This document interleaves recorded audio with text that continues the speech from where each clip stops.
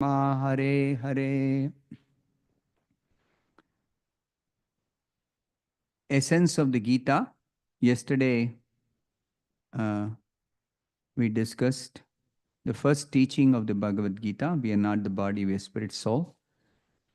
Now, that's a very simple, it seems very simple to understand.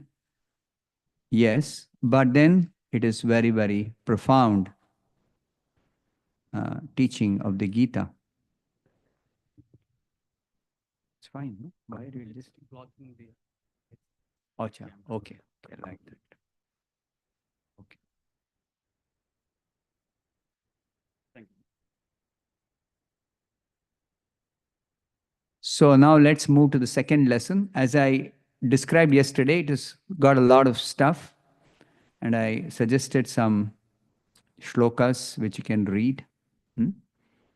And there are shlokas in every chapter. What does it mean? We are not the body, we are spirit, soul. Every chapter of Bhagavad Gita, beginning from the first chapter till the 18th chapter. So it's an assignment. Take down an assignment for yesterday's lesson that you have learned, which are all the shlokas which describe something about the body and tell something about the spirit soul. There are plenty of shlokas in every chapter. The whole of Gita is only that in a certain sense. Okay. So we now move on to the second lesson. Second lesson is what is karma yoga. Okay. Bhagavad Gita contains essentially two topics that is described by Vyasadeva at the end of each chapter. Vyasadeva has said, Iti Srimad Bhagavad Gita Su Upanishadsu. Bhagavad Gita is Upanishad.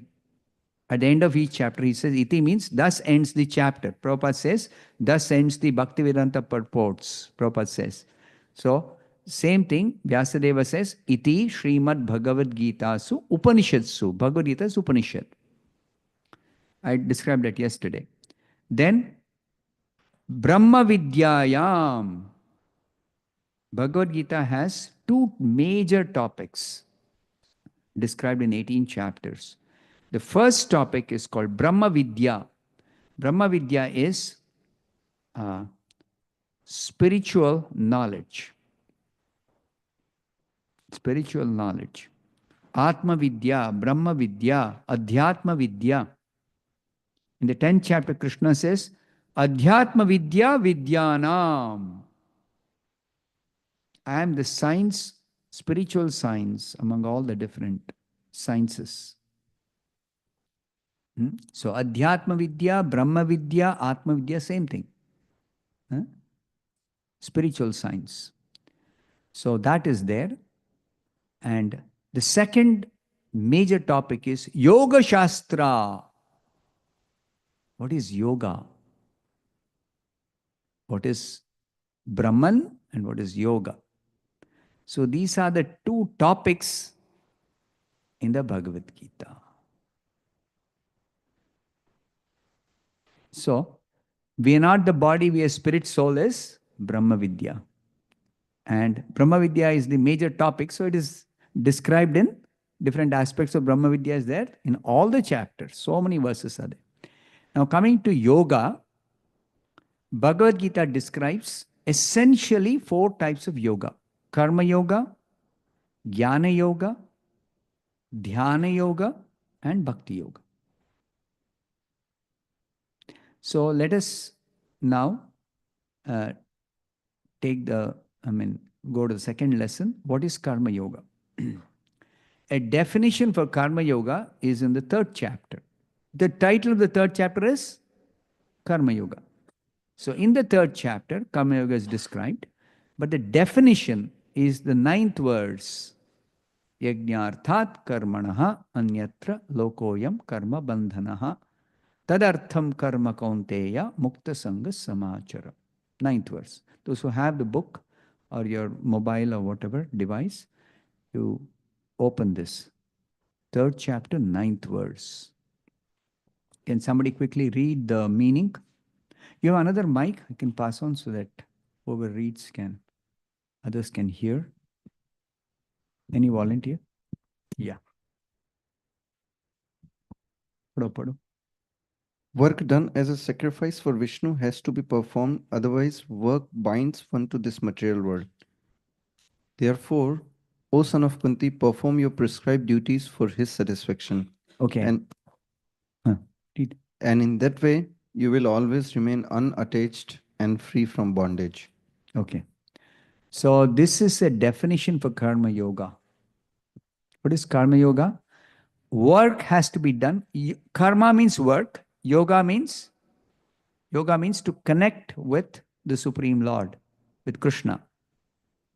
As spirit soul, we all have a relationship with Krishna, the Supreme Spirit, Supreme Lord, and re-establishing that lost connection with Krishna is why called has yoga. he used the word purport? So if we He says do it purport means it explains the through purpose working, of the verse. through work, through action, One meaning of through purport activity, is it's called explains karma the yoga. purpose of the verse. Very simple. Purport. So therefore, the definition Also, for karma yoga is in this 9th verse of the 3rd chapter. Work has to be done as sacrifice to Vishnu. See, what is greater detail. work we understand. Work Also, okay. purport But connects sacrifice to this Vishnu. What is verse sacrifice? to the previous verse or verses. So Srila Prabhupada explains, because the whole that Bhagavad Gita is purport. 700 verses What is arranged in a specific sacrifice? order. Because it is Vyasadeva describing what is happening on the battlefield. A very, very significant event is happening. Okay, Momentous. I will summarize and just tell directly. Sacrifice means to work for pleasing Vishnu, working for satisfying Vishnu. Vishnu means God, Krishna. So, working for satisfying Krishna or God is karma yoga. Normally, people work for their own satisfaction, their own pleasure, their own purpose. But working like that, anyatra, if one doesn't do work as sacrifice for Vishnu, anyatra, yajnarthat karmanaha, means work to be done as sacrifice to Vishnu. Otherwise, anyatra, lokoyam karma bandhanaha. The normal way people work, it is cause of bondage called karma bandhana. This karma bandhana is not known to most people in this world. The world we are living in is the world of karma. Karma means we are held responsible for every activity or work we do. We are governed by laws. Just like anybody drives on the road, they're governed by the traffic rules and regulations. Anybody drives on the road for whatever purpose. They are bound by traffic regulations. Similarly, any work we do in this world, there are laws called laws of karma. So, laws of karma, the first golden rule or law of karma is if you do work as sacrifice for Vishnu, you're free from karma bandhana. You're free from bondage, material bondage. Otherwise, one is bound up by karma. What is karma? Bandhana. Every work that is not, any work that is not done as sacrifice to Vishnu has got a reaction. Reaction means we are forced to experience the reaction, to suffer the reaction in a material body. We are not this body, means we are not this material body, we are not the material mind, gross or subtle body. We are the spirit. So spirit means spiritual body, spiritual form, which is complete and perfect, which is of the quality of Sat Chit Ananda. Sat means eternal, no birth, no death. Chit means full of knowledge, no ignorance. Ananda means full of bliss, no misery, no dukkha, no distress, no pain. And material world we know, no pain, no gain. So material world is just the different opposite of that. So that spiritual body is you, yourself, spirit, spirit soul. That is now covered by 4 layers. 4 layers. The first layer of covering is the covering of the ego, the element called ego. Yesterday we discussed this element called ego.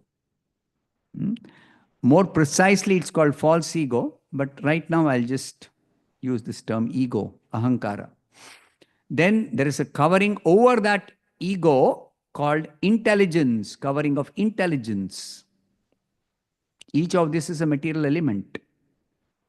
It's matter, subtle matter, ego, intelligence, then mind.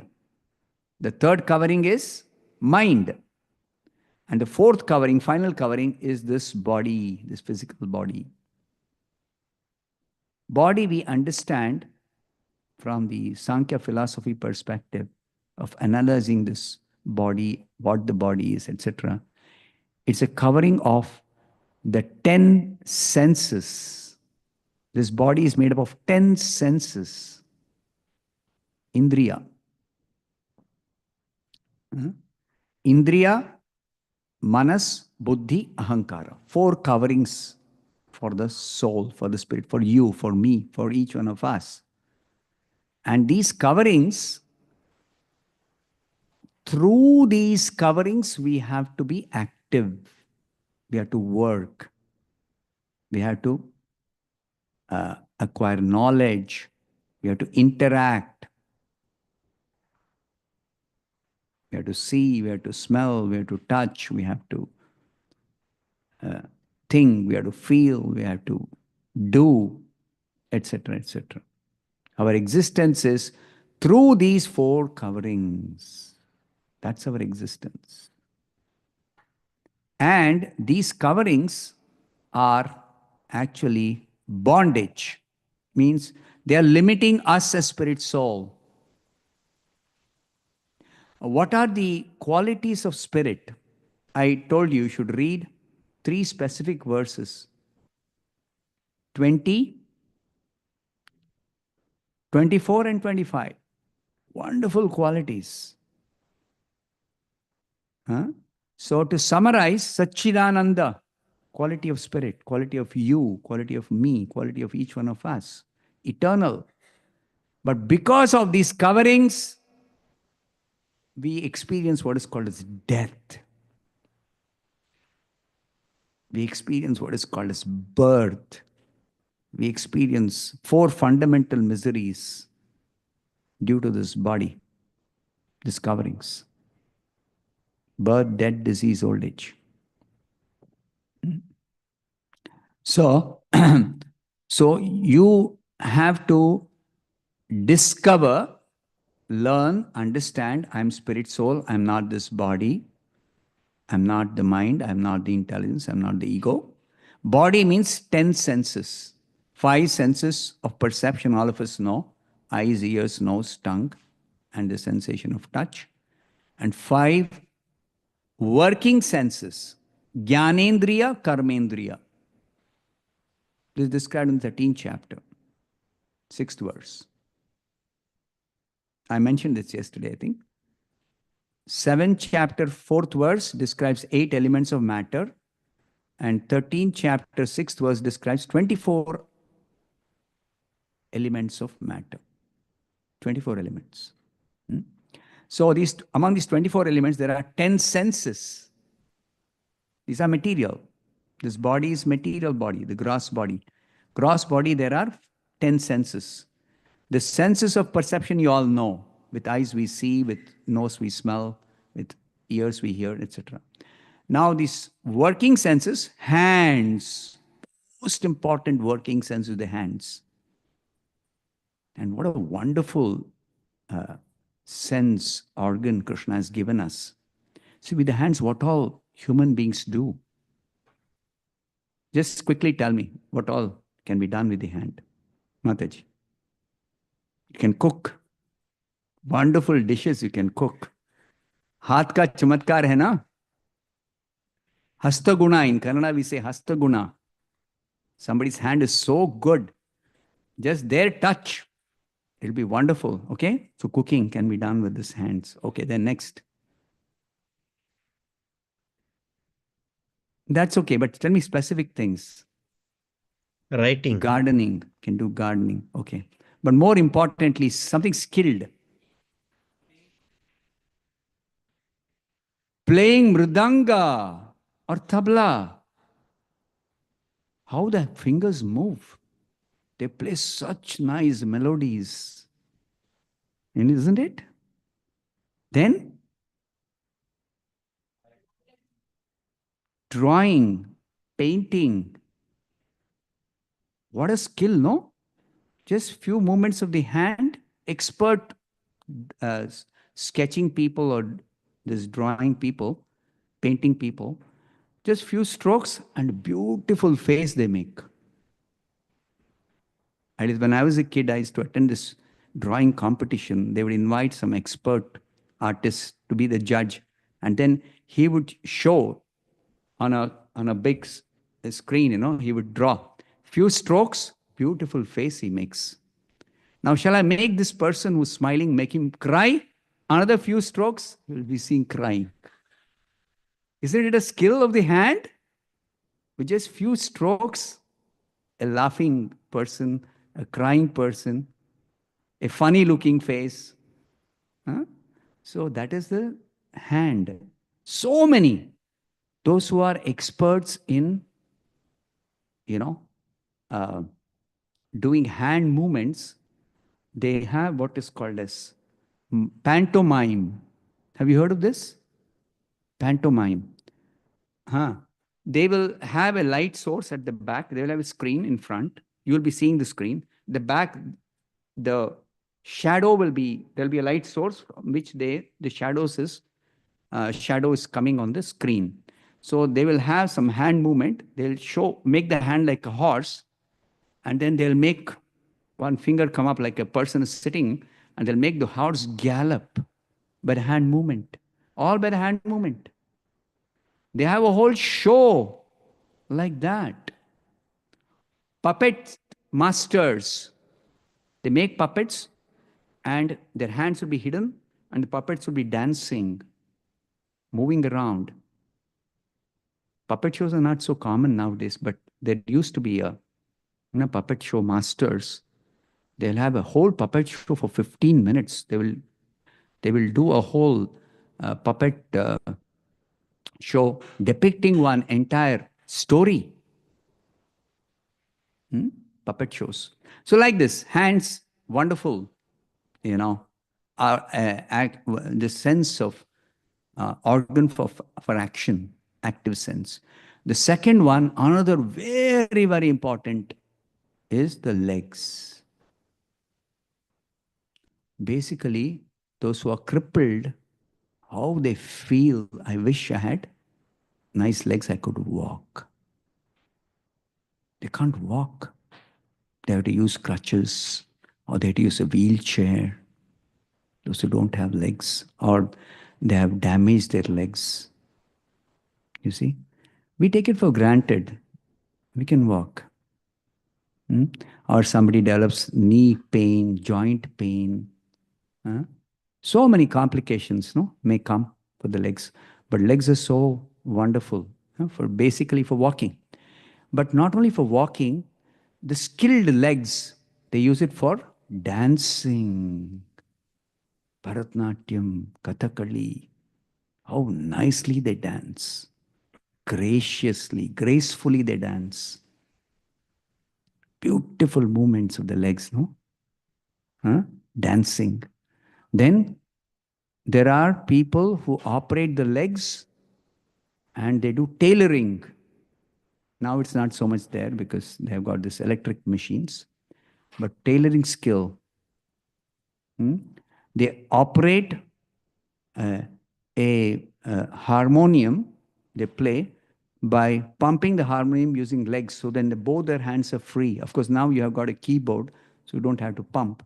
But otherwise, that bellows, they pump using the legs. So many things you can do with the legs. They showed in YouTube one lady, she doesn't have both the hands, but she does so many daily chores with her legs.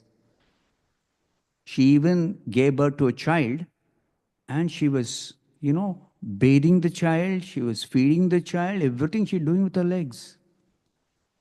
And that's an extreme, but I'm telling what all can be done with the legs.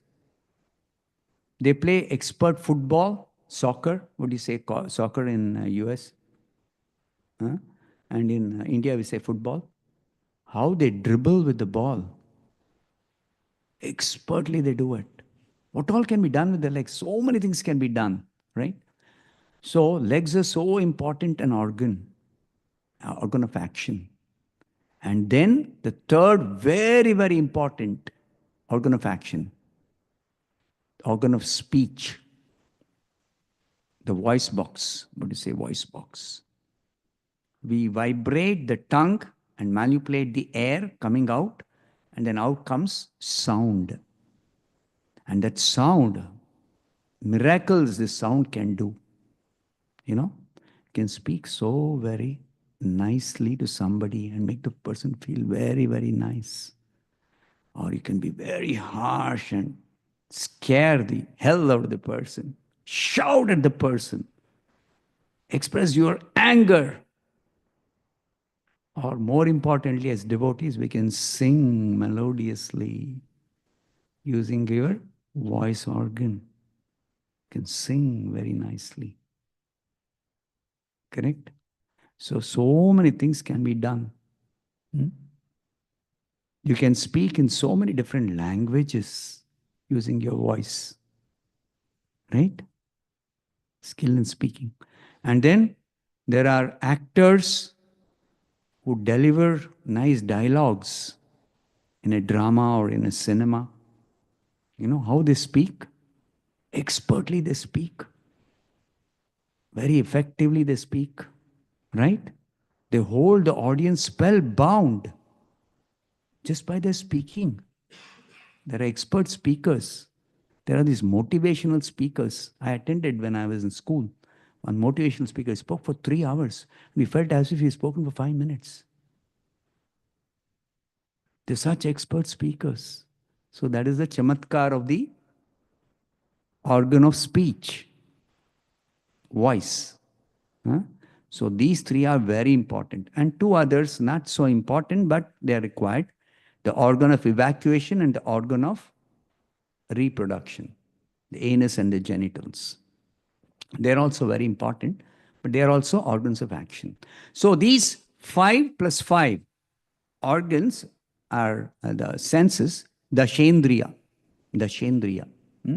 So these are actually covering for the spirit soul.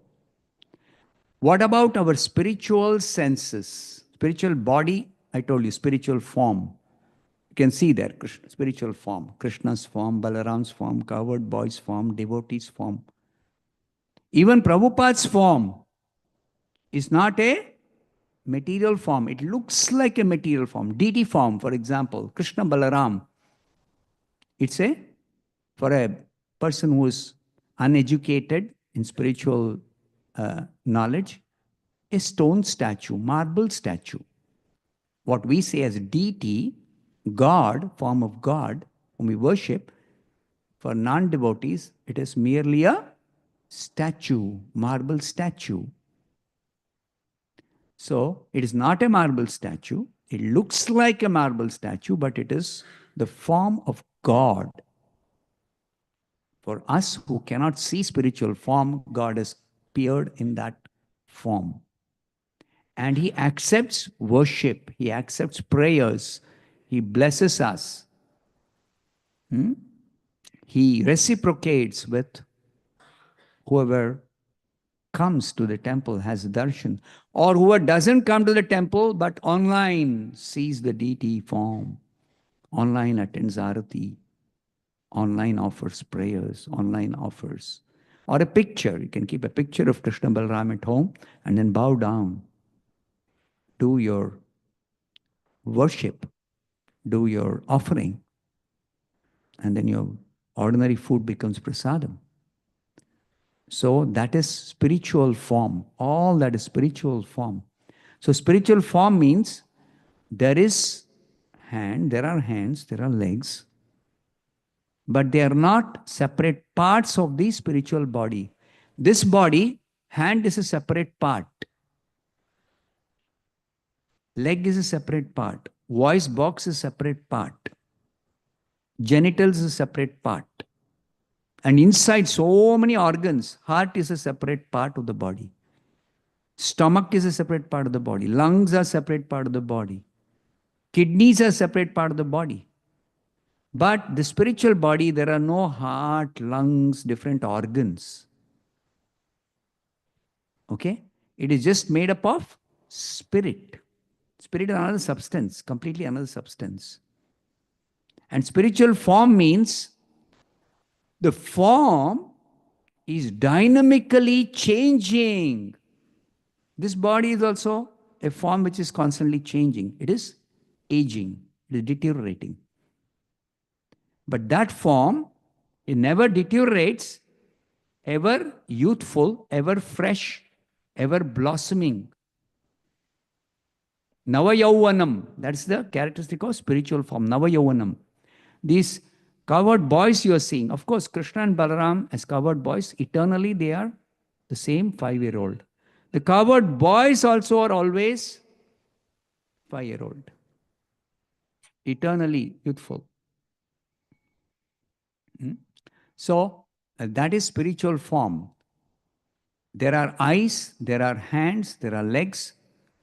But the eyes are meant for seeing. The seeing is direct. 7th chapter of the Bhagavad Gita, 2nd verse, Krishna says, I shall give you, impart to you, complete knowledge, both nominal and phenomenal. Open 7.2.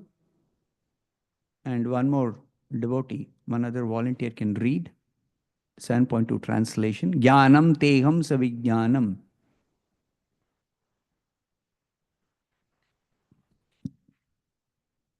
Read the translation, please. I shall now declare unto you in full this knowledge, both phenomenal and nominal, by knowing which there shall remain nothing further to be known. Hare Krishna. Okay. Now, Prabhupada uses very specific words for translating. Nowhere else, probably in any other English translation, you will find the meaning of jnanam and vijnanam as phenomenal knowledge and nominal knowledge. Both in the word for meaning and the translation, Prabhupada has said this. This I'll briefly explain. There's a lot more is there that can be said about what is phenomenal knowledge and nominal knowledge. In simple terms, it is material knowledge and spiritual knowledge. Okay. But material knowledge is not what we understand as material knowledge. Phenomenal means our seeing with these eyes is a phenomenon. Phenomenon means light has to fall on the object I am trying to see. If I am trying to see what is this, there has to be light falling on this object. We can't see in the dark, right? So, light has to be there. Light has to fall on the object. And the reflected light from the object has to fall on my eye. That also retina. On the retina, what happens? An image is formed with the light rays. And that image is transmitted through the optic nerve to the brain, a portion of the brain which is connected to the eye through the optic nerves. And there we perceive what is called as an image of this. And that image we try to tally with our knowledge of having seen this before and having learned that this is karta. Like a child, when it's growing up, it will ask parents, what is this? Parents will table. Whichever language you're speaking. If you're English in US, say table. What is this? This is tumbler. What is this? Book. So the child is registering this particular object as a book. So then if you show some book and say, what is this? Child will say, book. It is seeing and telling it is book. How? It is registered. The image is formed in the brain, and there is this brain, the image is stored, or some conception of the image is there in the brain, and is interpreted as book, table, whatever. So this whole thing is called phenomena. Phenomena means, even though I have eyes, even though everything is intact, I cannot see unless there is light. Conditional seeing. Conditional. And then I can't see if the optic nerve is broken. I cannot see. Then there's a condition of blindness. Huh? Or if there's some problem with the retina, like there is a cataract that is formed. For some people who grow old, there is a cataract that is formed. Then I cannot see. First it is blurred in vision, and afterwards sometime it becomes completely invisible. You cannot use the eyes for seeing. So then the cataract operation is formed, surgery. Remove the cataract, then you can see. So all these conditions have to be met. Spiritual world, seeing is direct. There's no need for light. There's no need for retina. There's no need for optic nerve. There's no need for the brain center to interpret what is that image. No need for any of this phenomena. This is called phenomena. So it's called opposite of phenomena is noumena. No phenomena is called noumena. This is Greek terms used in English. But that's the exact meaning of that. Jnanam teham savijnanam. So to see spiritually, we have to use spiritual eyes. These eyes are useless for seeing. That's why we can't see spiritual form of God. God is there, but we can't see spiritual form. So what does God do? For the sake of our seeing, He appears in a form we can see, but He enters that form in His spiritual form. In His spiritual form, He enters that form. And what shape? The same shape in which the statue is made. The same shape, exactly the same shape. He enters. And He enters and He resides there in His spiritual form, and He accepts the service. Obviously, the statue cannot accept your service. Statue cannot reciprocate. Statue is lifeless. It's marble. It's matter. So how do you say this is actually God? He's actually there. He's hearing your prayers. He's reciprocating with you. It's because the spiritual form has entered. So spiritual form is like material form, but without matter. Without the material need for material phenomena. Same thing, our hearing is a phenomena. Our smelling is a phenomena. Our eating is a phenomena. Correct? You can't eat. The tongue doesn't taste. You cannot eat. If some problem with digestive system, you cannot eat. Etc., etc. So many things. Okay. So like this, um, uh, the spiritual senses are different than material senses. They are nominal senses. They're not phenomenal senses. So this much, okay. Now I'll invite some questions and then I'll proceed with the next topic.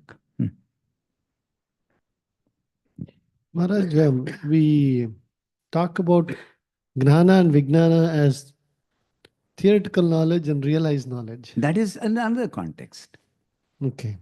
You have to be context sensitive whenever you come across a word which you've already seen that word in some other shloka.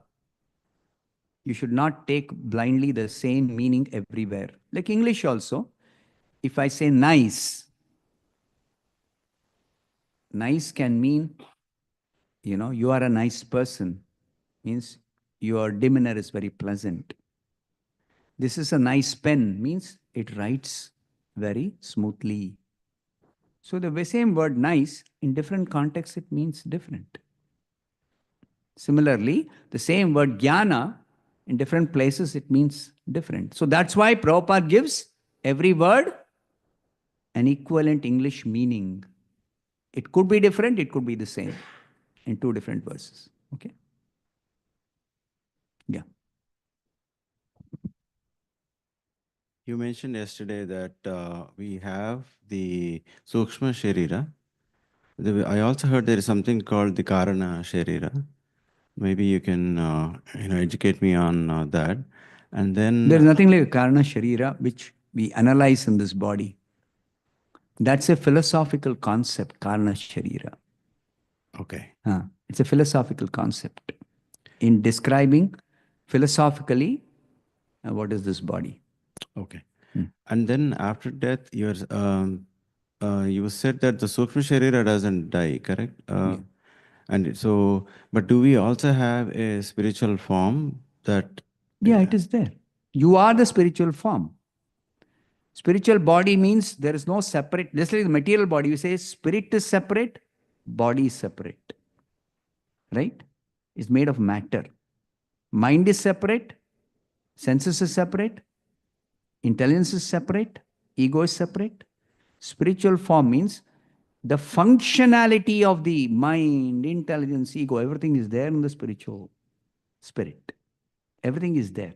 But they are not separate parts. The abilities or the capability is there. You can see, you can smell, you can hear, you can think, you can feel, you can do, you can move, you can speak. Everything you can do. Everything can, all work, all skills, everything is there, perfect. Spiritual body. In spiritual world, nobody goes to school to learn anything. They know everything, whatever is required to serve Krishna. They simply have to decide, desire. I want to serve Krishna by singing for him. Beautifully, the cowherd boys will sing sometimes for Krishna. The gopis, sometimes for Krishna's sake, one gopi will play sitar, another gopi will play kartal, another gopi will play mridanga, and one gopi will sweetly sing for Krishna's pleasure. The gopis will expertly dance in rasa dance for Krishna's pleasure. Not only the gopis, all the devotees, whatever they want, they can, whichever they want, the way they can want, they want, they can serve Krishna. Whatever they want is already there. It's already available. Everything is available. That is spiritual world. That's why nobody works in the spiritual world. Nobody works. Okay. Maharaj, there is a question online. Online, yes. Take one Very online good. question. In the chat in Zoom. Hare Krishna, after death, soul comes out. Does it have to be attain a body for its existence, like subtle body or a spiritual body? Spiritual body is already there. That is, the spirit soul itself is the spiritual form. But we say it is undeveloped. when we are inside this material body, it is undeveloped. Just like the embryo in the mother's womb. The child has a body, but it is undeveloped. That's why it has to be in the womb only 9 months. Then only it will develop. Similarly, our undeveloped spiritual form is there. That is the spirit soul itself, I. But it develops only when we practice bhakti. Just like we have to learn how to use our spiritual hands. We have to learn how to use our spiritual voice box. To learn how to use our spiritual eyes to see spiritual form. Seeing spiritual form is not same as seeing material form with these eyes. Hmm?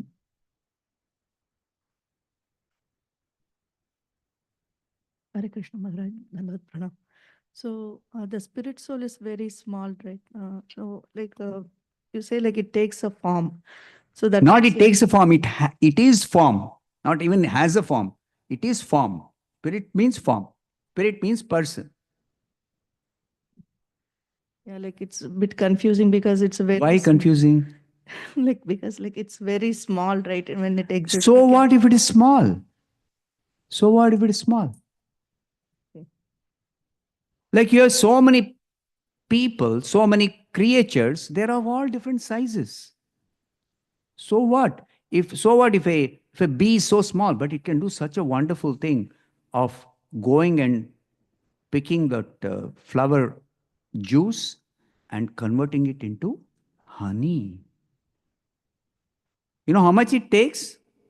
The scientists have done this research and figured out it takes a micro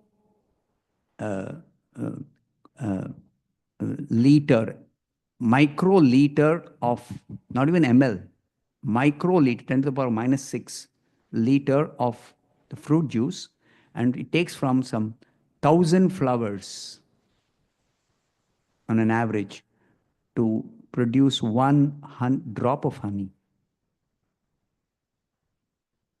And no human being can replicate that. No technology can replicate that. You analyze what is the chemical and the physical characteristics and the organic properties of all the flower juices. You will never figure out where is honey in this, where is sweetness in this. Simple. Cow eats grass, drinks water, breathes air, oxygen, and gives us milk.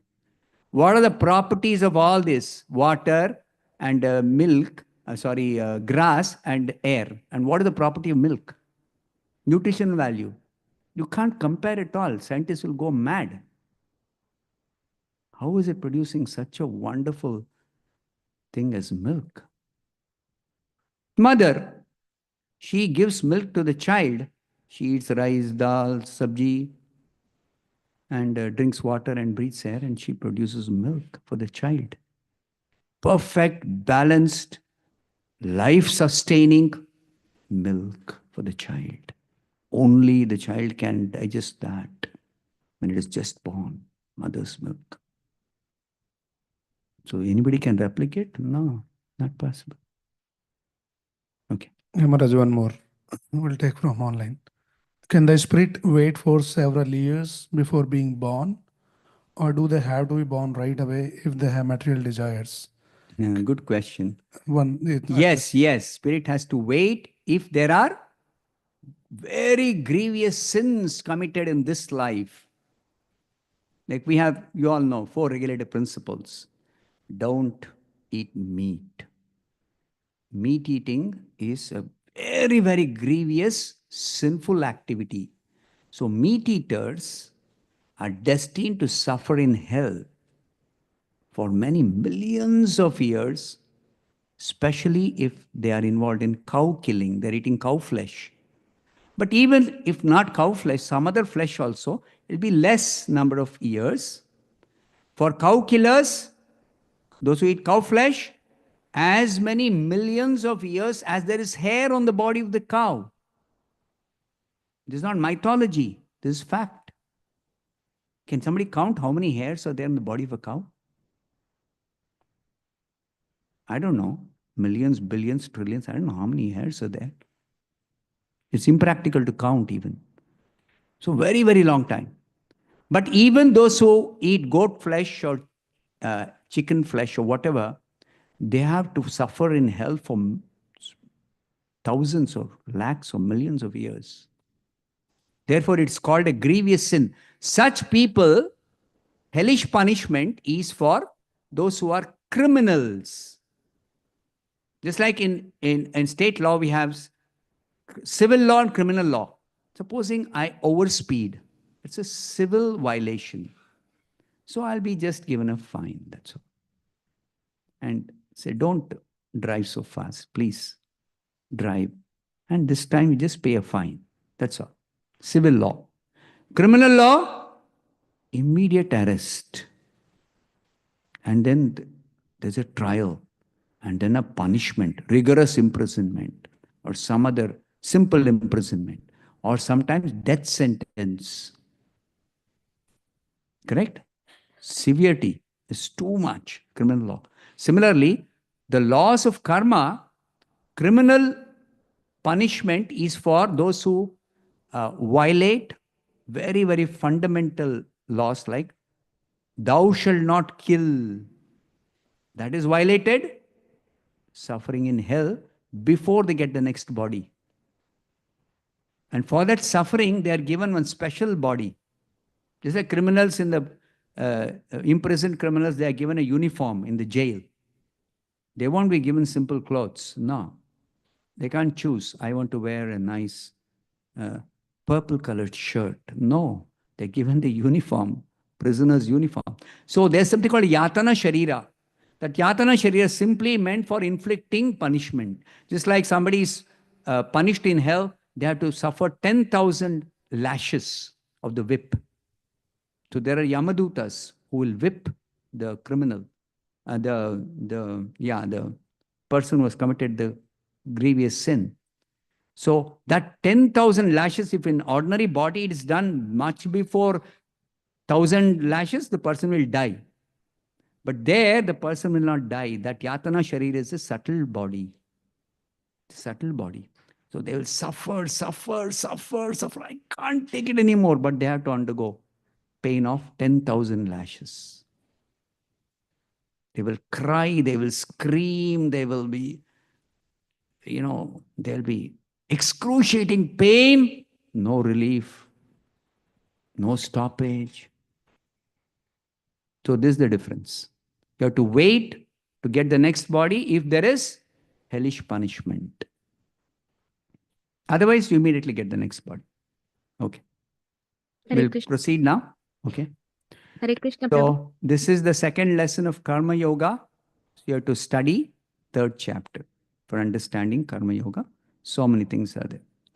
Then the fourth chapter describes Jnana Yoga, the second yoga system described in Bhagavad Gita. Jnana Yoga is defined in the fourth chapter in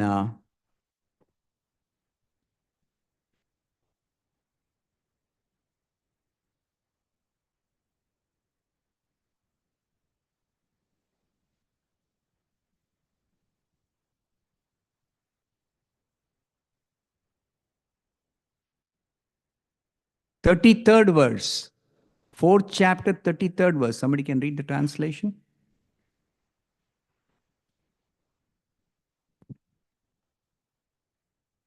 Mm.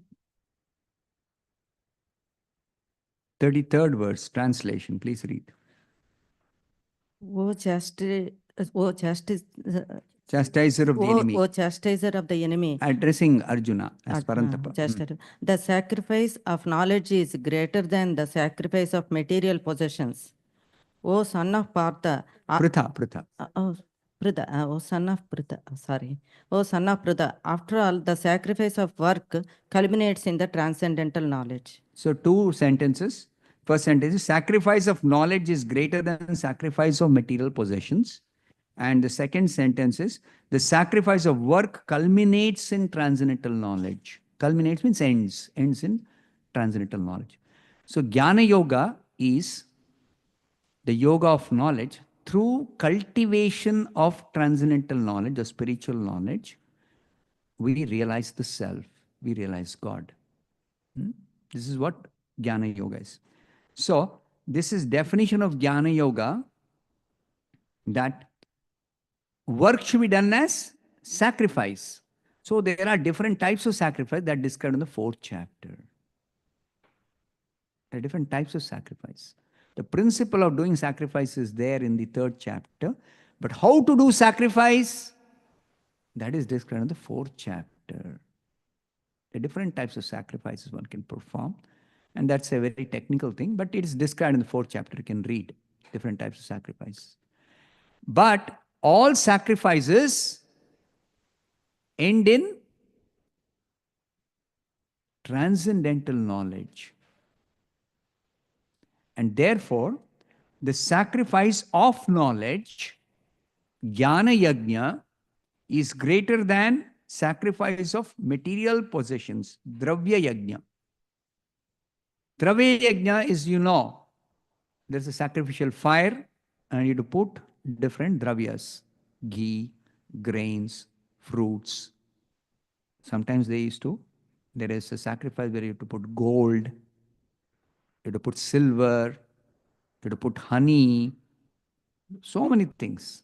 Sacrifice of possessions, sacrifice of material things. But greater than that is sacrifice of knowledge. What is sacrifice of knowledge? Actually, sacrifice of knowledge means sacrifice in pursuit of transcendental knowledge. Jnana Yajna is sacrifice performed in pursuit of transcendental knowledge, for transcendental knowledge, for getting transcendental knowledge, for acquiring transcendental knowledge. That is the meaning of sacrifice of knowledge, Jnana Yajna. So, Karma Yoga leads to Jnana Yoga. Karma Yoga leads to Jnana Yoga. This is explained in the 6th chapter, 47th verse purport. Yoga means Bhakti Yoga. But those who cannot directly take to Bhakti Yoga, for them it is recommended they begin with Karma Yoga and come to Bhakti Yoga step by step. So the first step is Karma Yoga. The second step is Jnana Yoga. The third step is Dhyana Yoga. So Jnana Yoga is a natural progression from Karma Yoga, because everybody has to work. Nobody can be without working.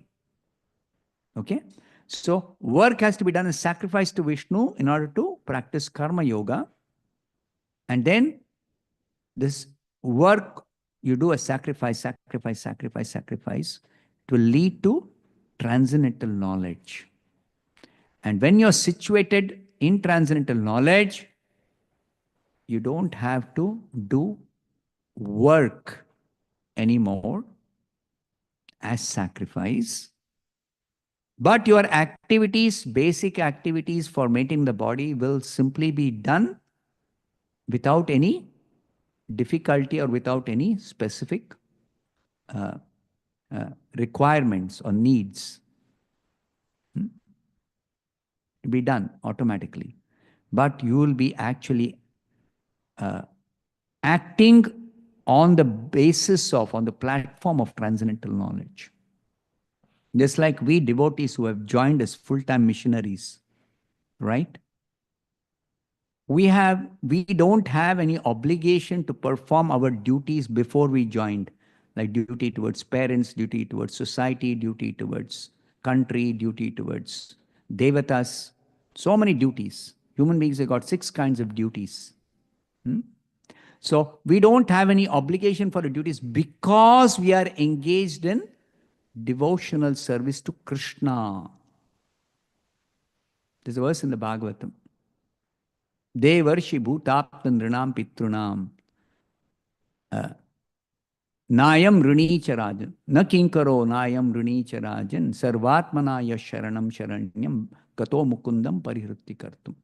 For people who are not engaged in pure devotional service 24 hours a day, For them, if they don't perform their duties, they get bound up by karma. Karma bandhana. So, to not get bound up by karma, one has to perform duties, prescribed duties. So, devotees don't have, the full-time missionaries don't have to perform prescribed duties because they're engaged always in serving Krishna. So, the purpose of doing those duties is to come to the stage of serving Krishna. Similarly, the purpose of doing all those work as sacrifice is to come to the stage of transcendental knowledge. In the stage of Jnana Yoga, what are the activities? The activities of this maintaining this body, eating, sleeping, cleansing the body, or doing some minimum work or whatever, is incidental to the body. Incidental to the body. The main activity is devotional service. So, if you see the 4th chapter, last verse purport, Prabhupada explains what is the yoga system that is explained in this 4th chapter. It is Jnana Yoga, but he gives another name for it. The yoga system described, instructed in this chapter is called Sanatana Yoga, or eternal activities performed by the living entity. So all the activities performed on the platform of transcendental knowledge, understanding I'm spirit, I'm not this body, I'm not the mind, I'm not the intelligence, I'm not the ego, those activities are all spiritual activities, chanting, worshipping Krishna, any kind of devotional service. All kinds of devotional service are spiritual activities. They are called Sanatana Yoga, eternal activities performed by the living entities. That is when we don't require this body anymore. Somebody is always engaged in devotional service or eternal activities of the soul. No need for this body. Doesn't mean we kill the body. There's no need for this body. Let me kill the body. No, you have no right to kill the body because you can't create this body. You never created it in the first place. Okay? So you have no right to kill the body. So suicide is criminal. It is a very big sin, committing suicide. Or killing another's body. After all, when somebody kills, it's killing the body only. Okay? But still, you cannot kill the body, some other body or your own body. You have no right to kill. So the body is maintained by the devotee who is always engaged in spiritual activities because the devotee is situated on transcendental knowledge, platform transcendental knowledge, full realization I am the spirit soul, or practicing for that realization I am spirit soul by always engaging in devotional service while maintaining the body. So minimum maintenance. So this is Jnana Yoga. So read that purport and the chapter. You will understand Jnana Yoga more deeply.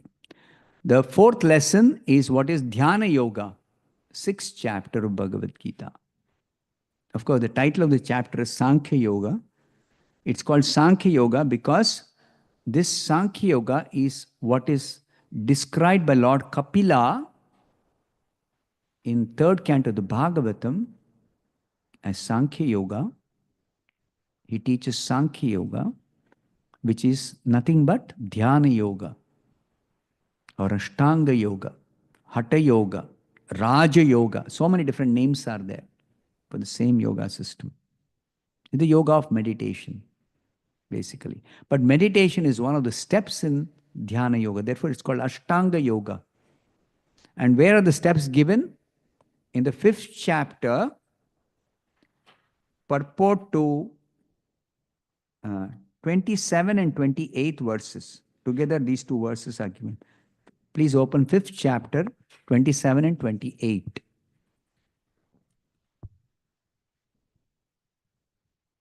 And somebody can read the purport which describes this Ashtanga Yoga. Shutting out all external sense objects. No, don't read the translation. I don't want you to read the translation. Okay. This translation is briefly describing, in summary, what is Dhyana Yoga or Ashtanga Yoga.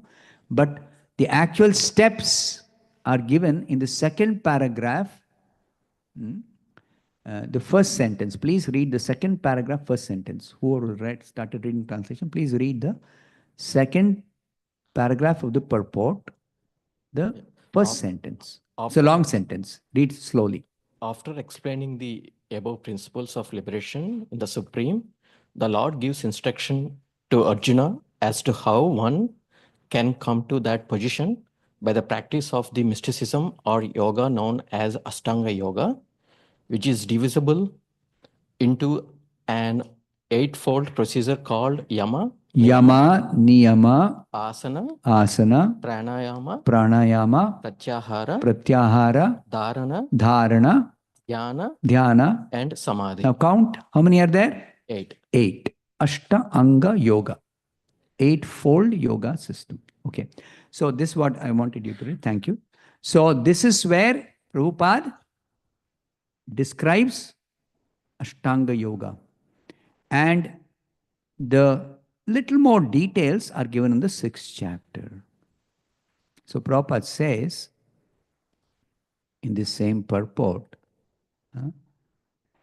the next sentence. Somebody else can read the next sentence in that same purport.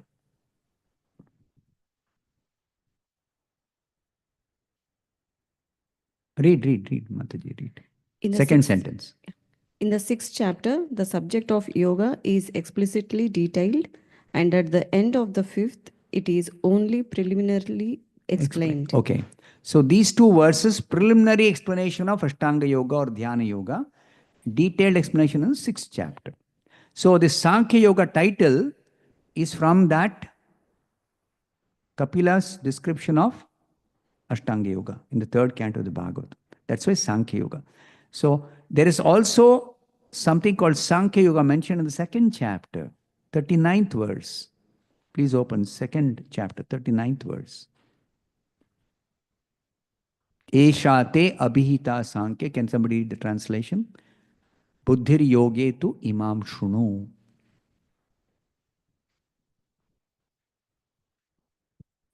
Thus far, I have declared to you the analytical knowledge of Sankhya philosophy. Now listen to the knowledge of yoga, whereby one works without fruitive result. O son of Pruda, when you act by such intelligence, you can free yourself from the bondage of works. Okay. So this verse, Krishna describes, so far I have explained to you the analytical knowledge of Sankhya philosophy. Sankhya means analytical knowledge, analytical analysis. So in the 2nd chapter, in 11 to 30, verses 11 to 30, Krishna analyzes what is the body, what is the soul, or what is matter, what is spirit, and distinguishes the two and gives the characteristics of both. So that is called Sankhya Yoga, analytical study of what is body and what is soul, or what is matter and what is spirit. That Sankhya Yoga is different from the Sankhya Yoga in the 6th chapter. So this Sankhya Yoga is actually analytical study of the body and the soul is actually part of what is called as Jnana Yoga. Jnana Yoga is analyzing what is body, what is soul, what is matter, what is spirit. Part of the transcendental knowledge, cultivation of transcendental knowledge. And this Sankhya Yoga in the 6th chapter is different. 2nd chapter is different, 6th chapter Sankhya Yoga is different. Two different things. So don't confuse one for the other. I said context-wise, you have to understand. So here Sankhya Yoga is same as Dhyana Yoga or Ashtanga Yoga. So 6th chapter, the detailed, some more details again. Not the full details. Bhagavad Gita itself is a summary. Okay. So not the full details, but more details than just 2 verses in the 5th chapter. So remember, 27 and 28 in the 5th chapter is summarizing the entire Sankhya Yoga or the Dhyana Yoga in 2 verses. But the details are there in the entire 6th chapter. Okay? So study the 6th chapter and then you can understand something more about Dhyana Yoga. The next lesson is what is Bhakti Yoga. Bhagavad Gita is a book describing Bhakti Yoga. And somebody say, even Karma Yoga is described in Bhagavad Gita. Why do you say only Bhakti Yoga? Because Karma Yoga is described how to practice Karma Yoga to come to the point of Bhakti Yoga. Jnana Yoga is described how to come to the point of Bhakti Yoga. Ashtanga Yoga is described how to come to the point of Bhakti Yoga. Whereas the other books which describe Karma Yoga only, or Jnana Yoga only, or Ashtanga Yoga only, like example, you would have heard Patanjali's Yoga Sutra, famous guru of Ashtanga Yoga or Dhyana Yoga, Patanjali, Rishi, great sage. He has written one. Its sutra means it's very short aphorisms, a small booklet. Patanjali Yoga Sutra, it's called. In that, he has exclusively described Ashtanga Yoga. Okay? Like that, there are other texts, other scriptures which describe only Karma Yoga, only Jnana Yoga. Like these scriptures which describe how to perform certain type of sacrifice, Chandi Homa. It's called the Karma Kanda section of the Vedas, which describes how to perform different sacrifices. So the details of the sacrifice, what has to be offered, what time you have to do, what are the ingredients, what mantras have to be chanted. You have to get a qualified Brahmana to chant those mantras. And you have to do some sankalpa, and you have to do some fasting. Not easy. Karma Yoga is not easy. Karma Yoga is not at all easy. It's very difficult. But there are people who are rather do Karma Yoga than chant Hare Krishna. So, okay, for them it is described how to do Karma Yoga. Then Jnana Yoga, cultivation of spiritual knowledge, is not easy. Shankaracharya has written so many books and prayers and stotras describing what is spirit soul. And even in the Vedas, plenty of description of what is soul and what is matter or spirit. What is matter or what is body, and what is spirit or what is soul. So much is there, description. So it's not an easy thing to practice Jnana Yoga. You have to study so much, the 4 Vedas, 108 Upanishads, Vedanta Sutra, and then contemplate and realize that, digest that, internalize that. Like I read a medical textbook, I become a doctor? No. I have to understand, I have to do some practical application of that knowledge by attending a surgery or sitting with a doctor and seeing the symptoms by holding a stethoscope or whatever, tests being done. And then I become a doctor. Similarly, Jnana Yoga is not merely studying some books and I know what is soul. No. You have to actually practice, apply. How to live on the understanding of I am spirit soul. How to live spiritual life. Bhakti Yoga is direct. You don't have to understand I am spirit soul. You directly act as spirit when you chant Hare Krishna. When you chant Hare Krishna. When you do arati for deities, you are directly acting as spirit. Why? These are the activities in the spiritual world, where there's only spirit soul in spiritual form. Not in spiritual form. Spirit soul, spiritual form. Like all these coward boys. Whatever they do is bhakti yoga. Activities of bhakti, which includes jnana, jnana yoga. So jnana yoga is not very easy. Not very easy.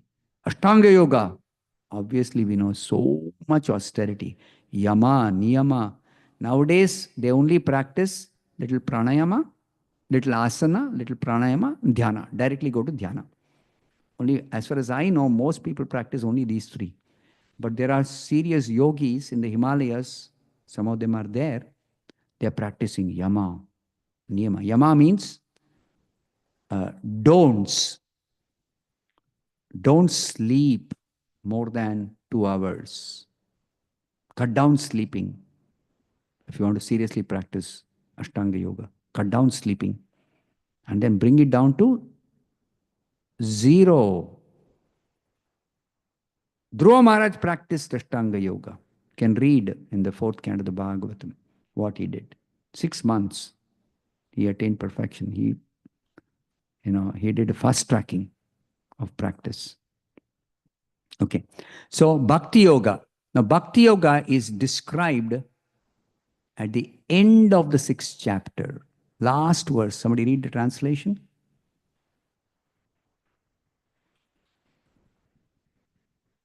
Definition of Bhakti Yoga. One of the definitions. It's not the only definition. Again, Jnana Yoga, one of the definitions I told you in the 4th chapter. But there are other definitions also, other descriptions of Jnana Yoga also.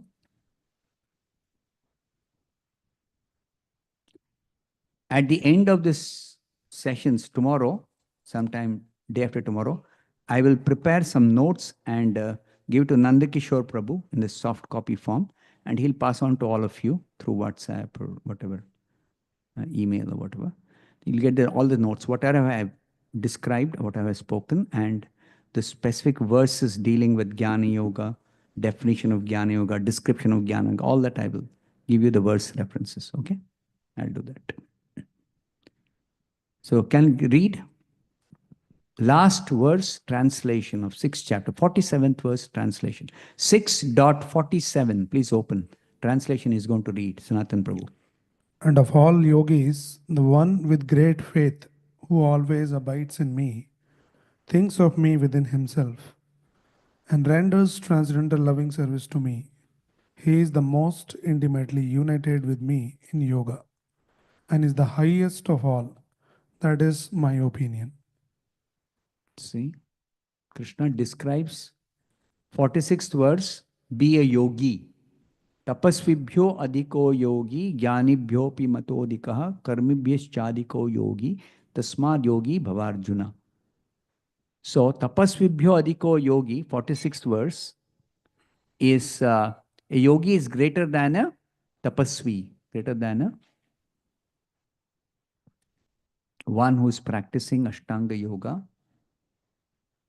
The goal being yoga means realization of God is greater than somebody who simply does some austerities for getting some siddhi, some mystic power. By practicing Ashtanga Yoga, one can get 8 kinds of major siddhis, 8 kinds of minor siddhis, and 4 kinds of auxiliary siddhis. You know what is siddhi?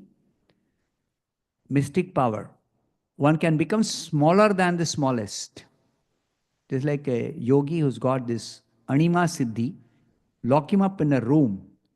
But if there's a small keyhole, he will come out of the keyhole. He'll contract himself to such a small form and come out of the keyhole. Srila Prabhupada describes in one of his discourses, there was one yogi who was arrested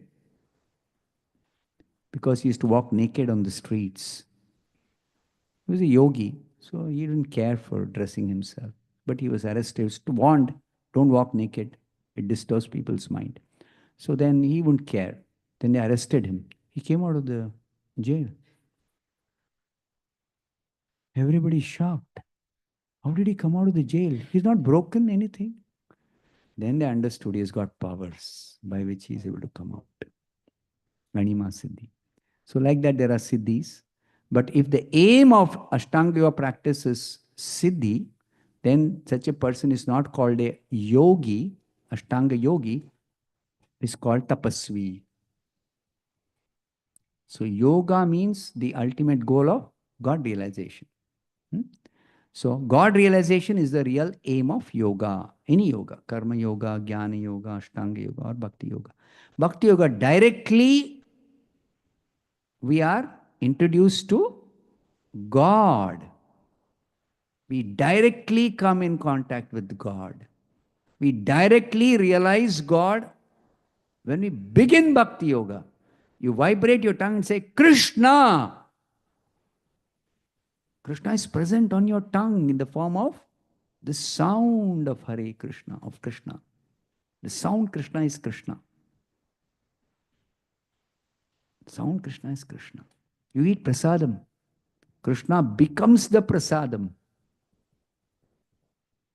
Another form of Krishna, prasadam, delicious prasadam, with spiritual potency to transform your heart to become Krishna conscious. So that is Bhakti Yoga.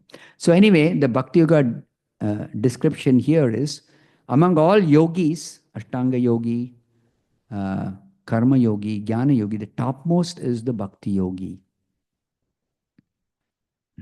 Yogi is better than Tapasvi, yogi is better than Karmi, yogi is better than Jnani. Means those who are cultivating knowledge, spiritual knowledge, not with the aim of God realization, they are not as elevated or as great as those who are cultivating transcendental knowledge for God realization. In that sense, Krishna is telling yogi is better than jnani. Yogi is better than tapasvi, those who are doing all these austerities, practice of Ashtanga Yoga for the sake of siddhi, for getting some mystic power. They are not as great as those who are doing practice of Ashtanga Yoga for the sake of God realization. Similarly, those who are doing pious activities for elevation to heavenly planets, for getting a lot of wealth, for getting a lot of knowledge, etc., etc. So they are not as great as those who are practicing karma yoga for the sake of God realization. So among all those who practice different types of yoga, the greatest is the bhakti yogi. Yoginam pi sarvesham madgatena antaratmana shraddhavan bhajate. Bhajate means renders devotional service with shraddha, with faith. So what is the translation? You read that? Can you read again? Of all yogis, 47th verse, translation. And of all yogis, he who always abides in me, abides in me, abides in Krishna, okay. Abides in me with great faith. With great faith, Shraddhavan. Worshipping me in transcendental loving service. In transcendental loving service, bhajate yomam. Is most intimately united with me. Intimately united with me. Yukta tamo mataha. Tamo mataha. In yoga. Now this is described in detail in the 12th chapter, where Krishna is asked a question by Arjuna. I have to begin question answer, no? No? Okay. This last point, 12.2. Same last line is there in 12.2. What is there in 6.47? Same yuktatamo mataha. It is slightly in a different form, but it is the same line. There it is, te me yuktatama mataha. The plural. Same yuktatamo mataha. Saha becomes te. Mataha becomes mataha. Yuktatam, tamaha becomes yuktatamaha. This is Sanskrit grammar anyway. Read the 12.2. See the last line. All of you see the last line. Don't read. I will recite that. Te me yuktatama mataha. Okay. Almost the same. Okay, what is, I read the translation.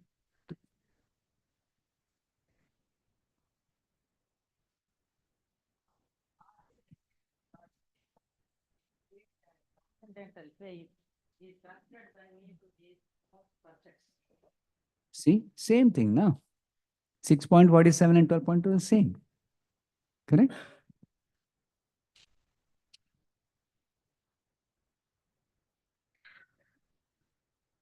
So, Bhakti Yoga is explained briefly in 6.47 and in a detailed way in 6 chapters. Chapter number 7, 8, 9, 10, 11, 12. Actually, Bhakti Yoga is explained in all the chapters. This is what Prabhupada says in 18th chapter, first verse purport. Okay, can you read this sentence? 18th chapter, first verse purport. Read the first sentence.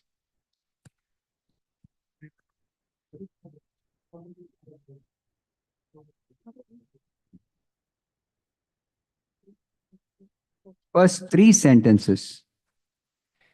First 3 sentences. Actually, the Bhagavad Gita is finished in 17 chapters. The 18th chapter is a supplementary summarization of the topics discussed before. In every chapter of Bhagavad Gita, Lord Krishna stresses that devotional service unto the Supreme Personality of Godhead is the ultimate goal of life. Yes, this third sentence. What does Prabhupada say? Every chapter, Krishna stresses that devotional service unto the Supreme Personality of Godhead is the ultimate goal of life. So, another assignment for all of you. Which verse, translation or purport, or purport, it is mentioned in every chapter that devotional service is the ultimate goal of life. Every chapter, Prabhupada says, it is stressed by Krishna. Okay? So, Bhagavad Gita, Bhakti Yoga is described in all the chapters, but specifically, Bhakti Yoga is explained in 6 chapters. 7 to 12, the middle 6 chapters of the Gita. Okay? So now I'll invite questions. Yes. Maharaj, I'll just read one question. Okay, online. Online. Okay. This is by Shubhra Sharma. Where does the Karma Yogi go after death? Where does the Gyan Yogi go after death? Where does the Dhyan Yogi go after death? Very good. Very good question. In this question, it is not asked, but it is clear that Bhakti Yogis go to Krishna Loka, back to Godhead. What about the others? Depending on what their aim of practice is, if they perfectly perform that yoga practice according to the way it is described in scriptures, not concocting, not speculating, not following some bogus guru, but following a genuine master, then they attain whatever they desire within certain limitations. Just like Karma Yoga, the maximum attainment of Karma Yoga is going to the heavenly planets, where the standard of enjoyment is the greatest that is available in this universe. Standard of material enjoyment, greatest standard is available. Just like comparatively we say America, at one stage, at least when I was going to college, we thought America has the best standard of living. So we should go to America, study there, get a job there and settle down there. All my friends and I also had such a aim. I don't know now how it is.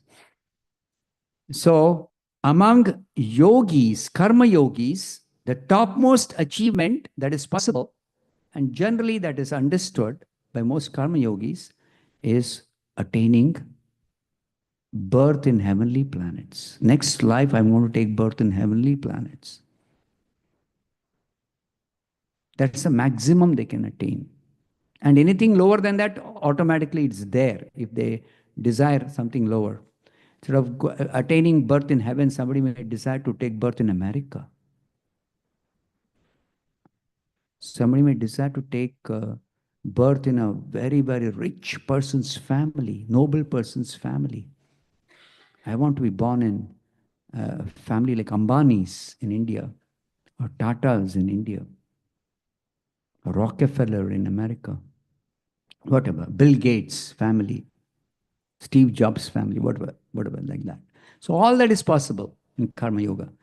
Jnana Yoga, the highest achievement is attaining a kind of liberation called Sayujya Mukti, merging one's existence in the existence of God called the impersonal Brahman, the impersonal feature of God. That's the highest achievement of Jnana Yoga. But still, something lower, anything lower than that is all possible in Jnana Yoga. What are the lower things than that? There are 4 Purusharthas for a human being, civilized human being described in scriptures. Dharma, Artha, Kama, Moksha. So karma yogis can't get moksha, but they can attain to a limited extent dharma, artha, and kama. Dharma means the ability or the facility for practicing some religious principles for the sake of certain attainments. Being able to do yajna, being able to study transcendental knowledge, cultivate transcendental knowledge, being able to perform Ashtanga Yoga practice, tapasya, dhyana, etc.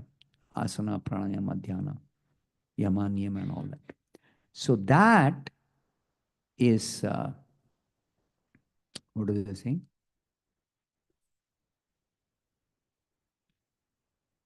Lower achievements, dharma, beginning with dharma. That is dharma.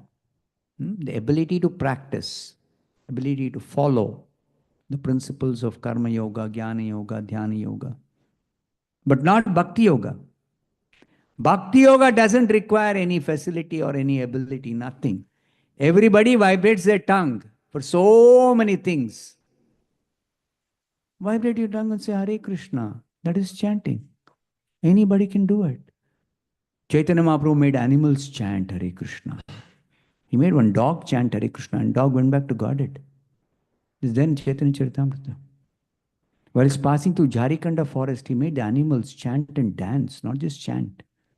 Tigers, deers, lions, all of them were dancing. Elephants were dancing, chanting and dancing.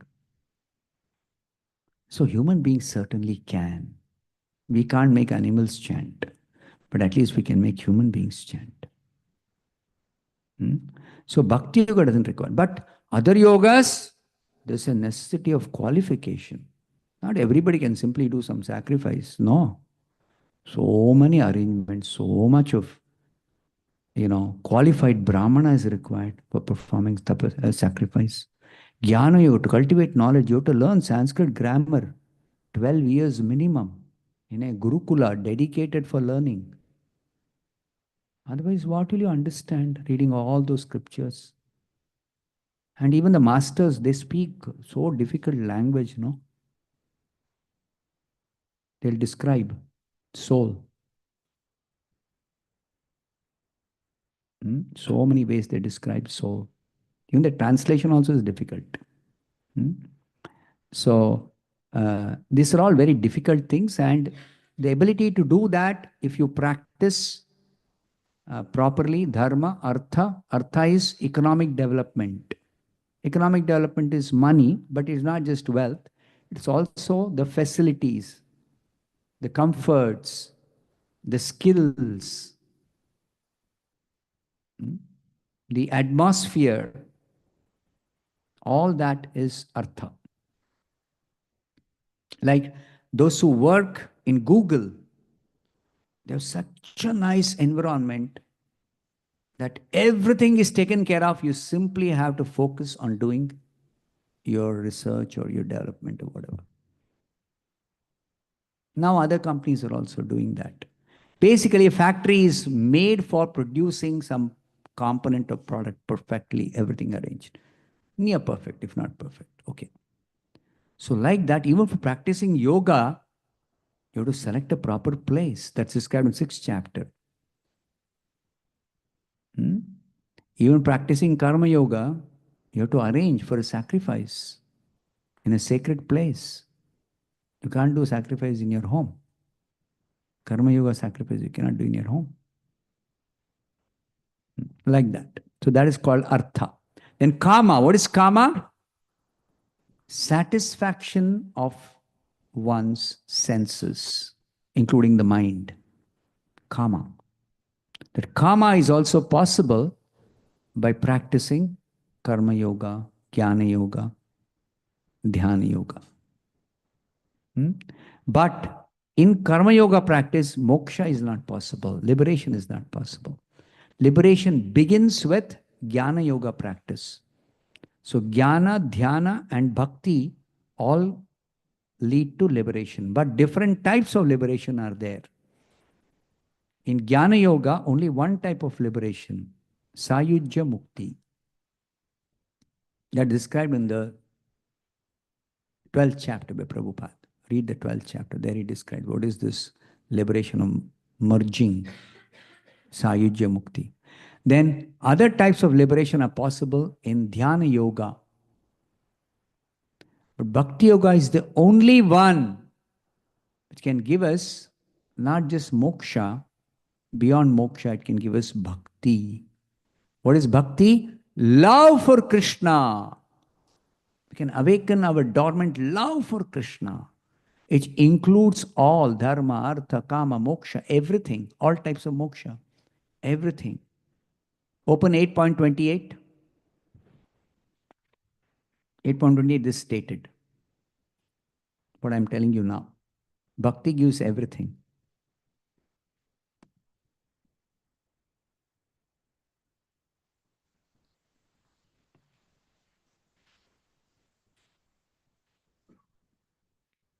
A person who accepts the path of devotional service Yes. is not bereft of the results derived from studying the Vedas, performing austere sacrifices, giving charity, or pursuing philosophical and fruitive activities. At the end, he reaches the supreme abode. See, Bhakti Yoga, one ultimately reaches Krishna Loka.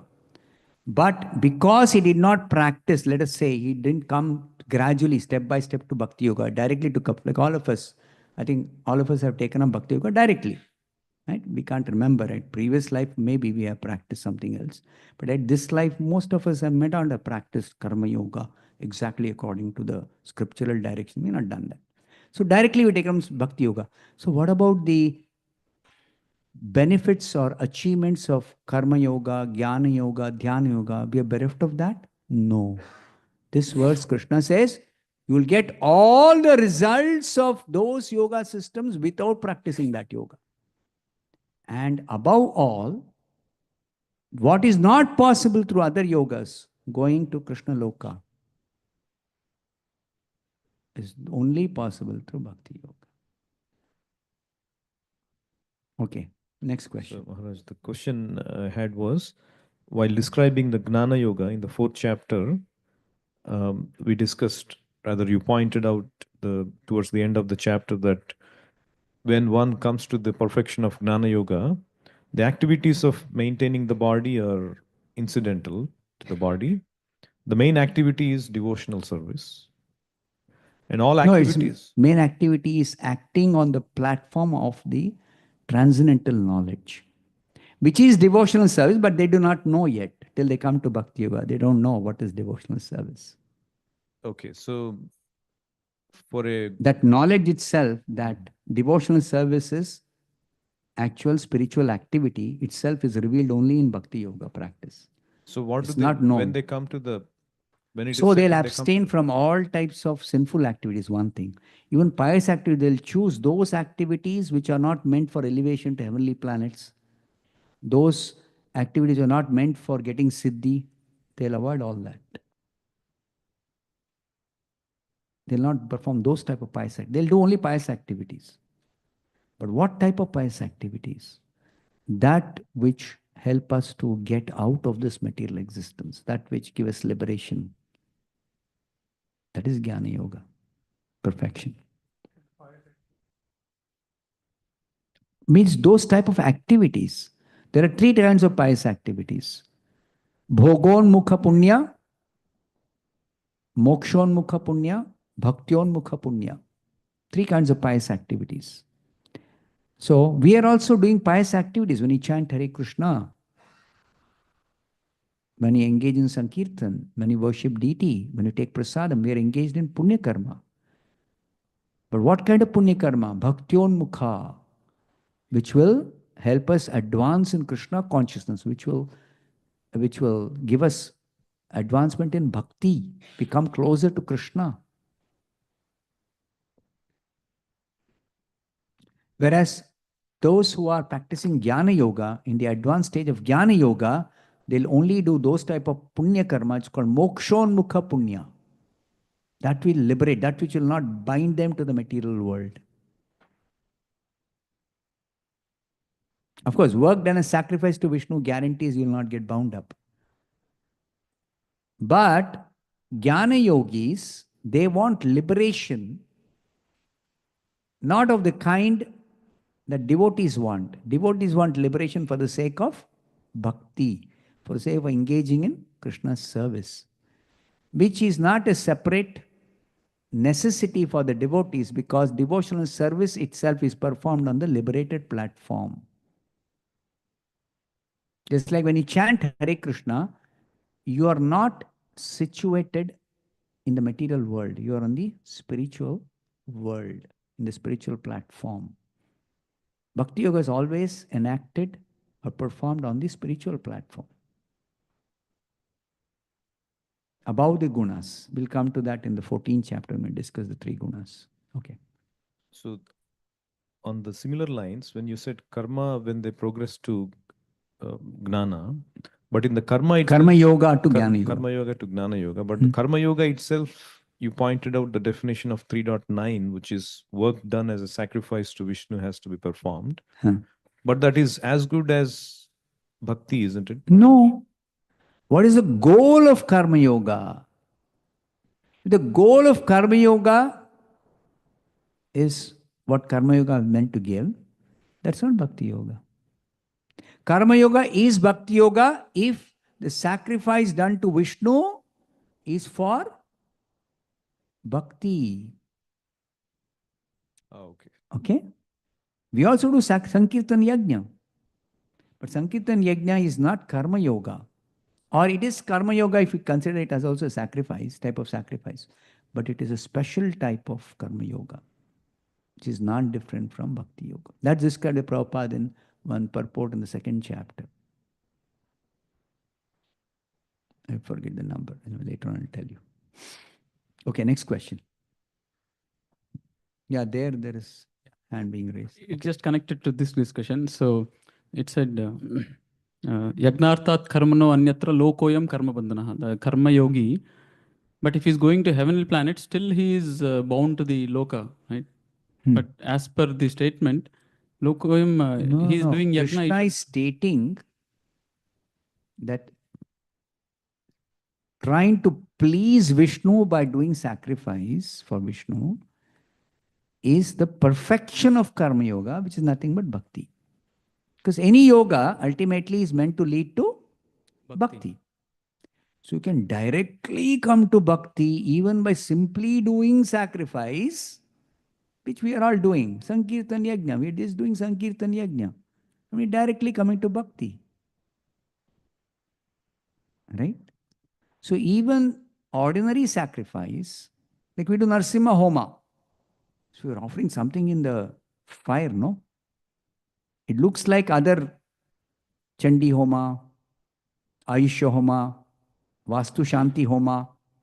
They're all Karmakanda portions of Karma Yoga, different activities of different types of sacrifice. But their goal is something else. Here the goal is bhakti. love for Krishna. Thank you, Maharaj. He raised the hand. Can you pass on the mic there? Last question. Hare Krishna Prabhu. This is in relation to the last point you said, right? And karma yoga is nothing but, karma done in sacrifice to Vishnu. So if we go for a book distribution, that is also karma. So is it a bhakti yoga or karma yoga? It is bhakti yoga. Because Krishna karma. Krishna karma is different. Ordinary karma is different. Thank you, bro. Okay. So now, before I take more questions, we have 15 minutes. So I don't want to take up a new topic. Tomorrow I will do the remaining topics. So I think we can continue with question answer. A lot of Vikram, is it questions okay? online also. It's okay? Vikram? Vikram, is it okay? We'll continue with question answer and the remaining topics I'll do tomorrow. Okay. Yes, Mataji. Maharaj, like living entities, eternal position is a servant of Krishna. So when these other other process of yogas, right, when they get liberated, how is that they are liberated? I mean, because they are not. That's what. That liberation is not going to Krishna Loka. That liberation is not attaining love of Krishna. That liberation is not getting bhakti. That liberation is something else. So it's not real liberation. It's not complete liberation. It's not perfect liberation. It is liberation, which is a temporary state of being liberated. All other types of liberation are temporary state of being liberated. Good question. That is right. So any other type of liberation you get by Ashtanga Yoga or by Jnana Yoga is not real liberation, not ultimate liberation. Ultimate liberation is bhakti. Mukti hitva anyatha rupam swarupena vivasthiti. This is a definition of ultimate liberation in the Bhagavatam. Prabhupada describes that in one of the purports of the Bhagavad Gita. Mukti hitva anyatha rupam swarup. In the introduction, he says this. Real liberation is attaining love for Krishna. Okay, now online question. Yeah, Maharaj, there is this question by Josna Reddy. Hare Krishna, how can we understand 12.12, where shloka says better than dhyana is karma phala and Tyaga. then jnana. Karma phala tyaga. Karma phala tyaga. Okay. Isn't this nishkam karma yoga? It's referring to 12.12. Yeah. 12.12 is a little difficult to understand because Shreyan Dravyamayad Yajna. Sorry, no. What is that? Shreyan. What is that? Shreyohi Jnanam Abhyasat. So, till 8 to 11, 8, 9, 10, 11, 4 verses describe Bhakti Yoga at different levels, how to practice devotional service. The topmost level of practice is 8th verse, Mayyeva mana adatsva, Mai buddhim niveshaya. He describes. Engage your intelligence in me and remain fixed. Fix your mind upon me. Thus you will always live in me without a doubt. So the topmost perfection of Bhakti Yoga. If you can't do that, then you practice the regulations of sadhana bhakti, rules and regulations of sadhana bhakti. If you can't do that, in the 10th verse he says, work for me. And if you can't do that, then you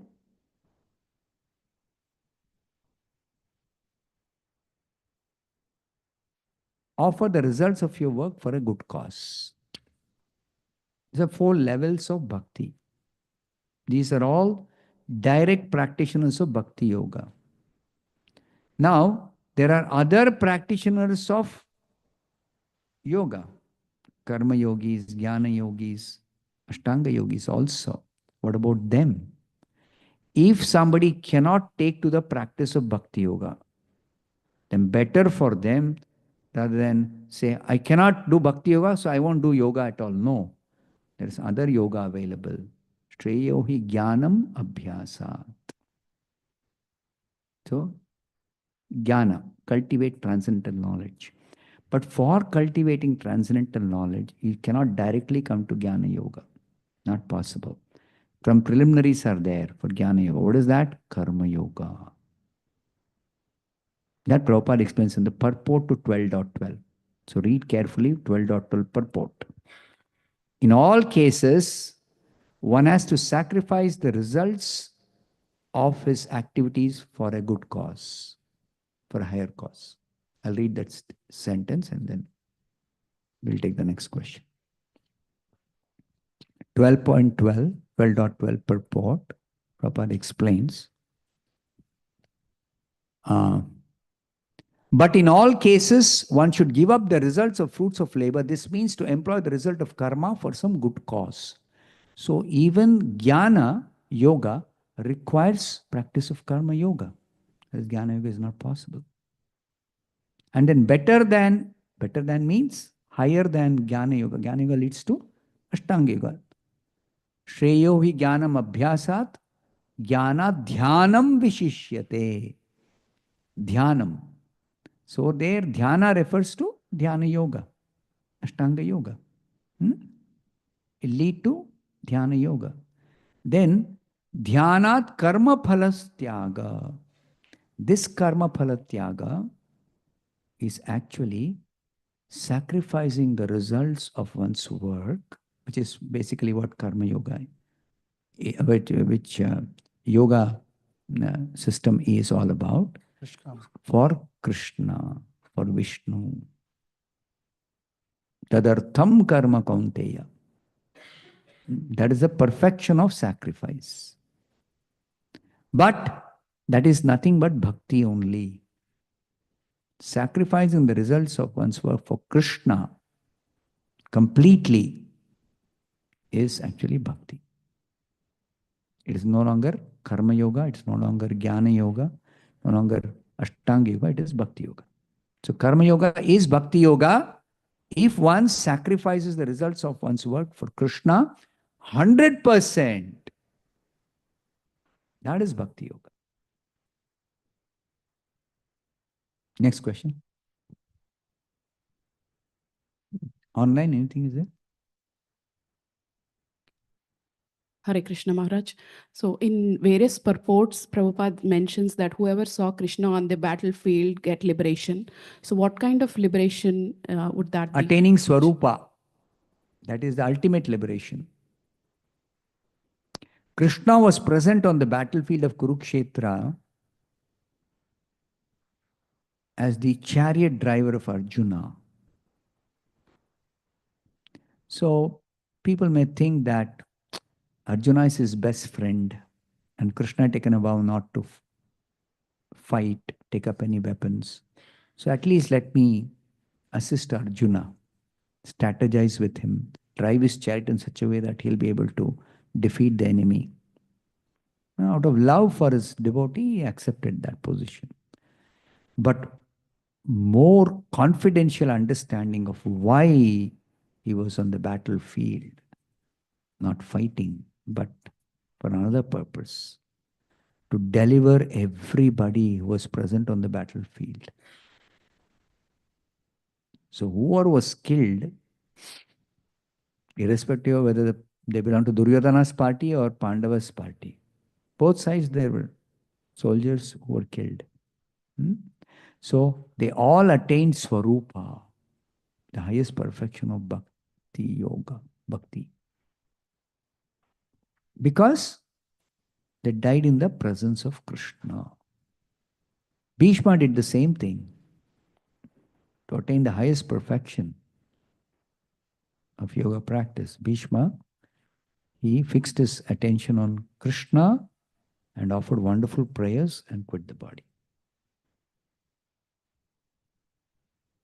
So that was the facility given to everybody who, because before that, Krishna directly killed so many demons, so many miscreants, he killed them. When he was a small infant, 10-day-old infant on his mother's lap, he killed Putana. Morning we read that. Correct? So killing business, Krishna was doing throughout his life. But his killing is not killing. His killing is the greatest compassion upon those whom he kills. He delivers them. He liberates them. But on the battlefield of Kurukshetra, he liberated them, not just merging into his existence, not just attaining some other type of liberation, but actually giving them their original position in his personal abode.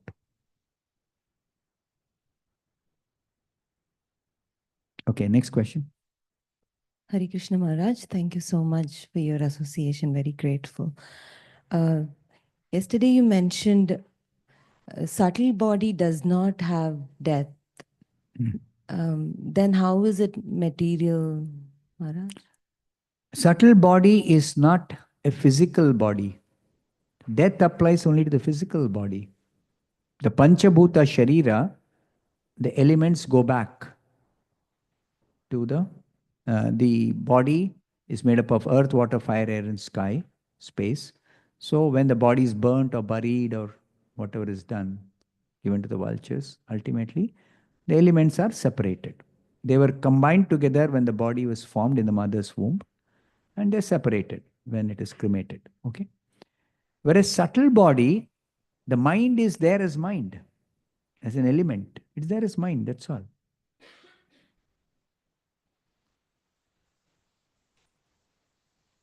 In fact, there is a subtle form. The practitioners of Ashtanga Yoga, some of them, they speak of that. What do they say? Astral form. They say astral form. And they say astral travel. Some yogis, they leave the body and in their subtle body they travel. They go to some different places and they enter somebody else's body. They do so many things. These are all siddhis, okay, in Ashtanga Yoga practice. So with siddhi, they can actually travel in their subtle body. It's possible by practice of Ashtanga Yoga. But it's a waste of time. There is no spiritual benefit of doing that. You can only have some sense gratification. I'm a great yogi. I did this. I achieved this. But no use.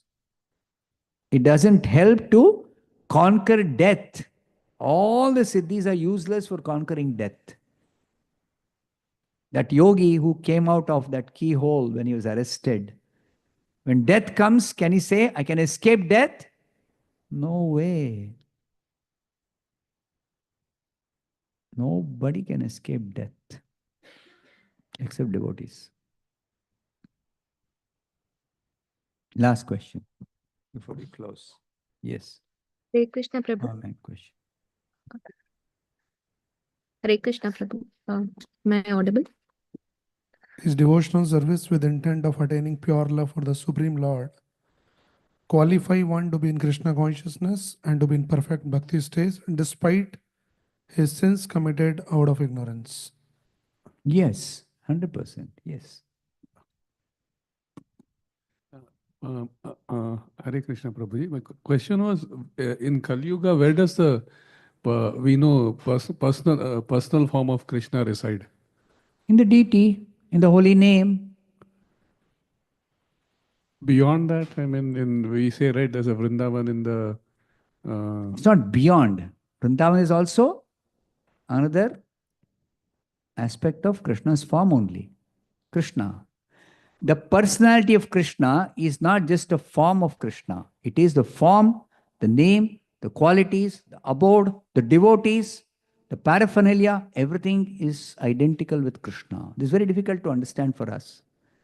They are identical with Krishna. They are Krishna, all Krishna.